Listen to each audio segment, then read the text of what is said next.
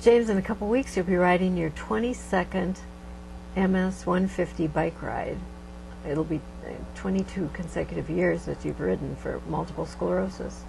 I remember that first ride I dropped you off at, it was in White Bear Lake, and they had a big arch of balloons. And I remember taking pictures of you coming through the arch of balloons. And then I quickly got in the car and went off to Forest Lake because I was volunteering at a rest stop. And what do you remember about that first ride? Well, I can remember, it was early in the morning, but I remember getting there, getting the bike set up. Basically, taking off with a group of people through the arch of balloons, because they were grouping the people together on the start. And a little nervous, because I really hadn't done a ride, and it seemed like it was a long ways, 75 miles to Hinckley, 150 miles for the weekend. But I remember taking off and riding along, thinking, well, I'm in pretty good shape. I was getting up before I went to work, and I was doing a 10-mile ride on a regular basis. I thought, I'm in pretty decent shape. And after about 15 miles or so, I was pretty sore. My rear end was sore, my legs were tired. The fact that I knew you were in Forest Lake, volunteering, and I'd see you there gave me motivation to get that far, and that helped. We got to talk to you in Forest Lake a little bit, and then I took off from that, and then knowing I'd meet you in Hinckley, so I had that motivation. And so I continued riding up there. I believe I got to Hinckley at about 3:30, so it wasn't bad riding, met you. We camped out for that first year, and that was not what one would call creature comforts. But it was, but the next morning got up and I was thinking, I was really worried because I was sore. My rear end was sore, my legs were sore. When I finished on Saturday, I thought Sunday was going to be miserable. And we had breakfast, and you took off to go up to Willow River where you were volunteering, and I took off on the trail, and I was really surprised. I actually didn't feel as bad as I thought I would. I guess I sort of learned how to ride distance or something like that. But then rode up to Willow River, met you, and then went on to the lunch stop and on up to Duluth, where we finished at close to the Duluth Zoo. And I remember the end because we're coming down, it's a big long hill into Duluth, and as you get there, and then just before you get to the final stop, the riders were ending. There was a couple of posts in the trail, and people were slowing down so you don't hit the posts. And volunteers were telling people to slow down, and they go down across this little flat area. And I looked up and I could see there was a real short, steep hill coming up out of that onto a parking lot.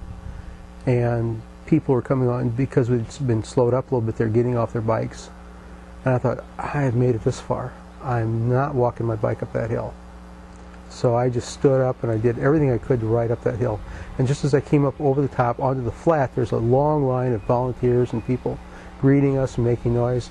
And right down at the very end, I saw you. Yeah, and I had just gotten there. The timing was impeccable. I couldn't believe it. We had closed up the rest stop at Willow River, and so I just got to Duluth and followed the signs to the zoo, and I climbed up that hill and where the crowd was, and all of a sudden there you were. You came up that hill, and we both got so emotional. That it was amazing that first year. Yeah, it's one. Those are memories that'll live forever. Yeah. And you always seem to remember different things about each ride. Anything about headwinds or? Yeah, it's the second. The second year was hot with headwinds, and when first year I got to Hinckley and met you at 3:30. The second year we fought headwinds at 5:30 when I got to Hinckley, and a lot of riders had to be sagged in or driven in because they were just getting to the lunch area at 5:30. So it was a tough day, and the next day was really hot. It's just like every ride over the years, there's something stands out. For the following years, what always stands out is I got a flat tire in Stacy, Minnesota, just before lunch. So it was quite a combination of things. So every year has something that sort of stands out. Sometimes it's rain, sometimes, it's just you've various done little things. Your share of riding in the rain. You're right, the rain and the heat. So James, what motivates you to ride?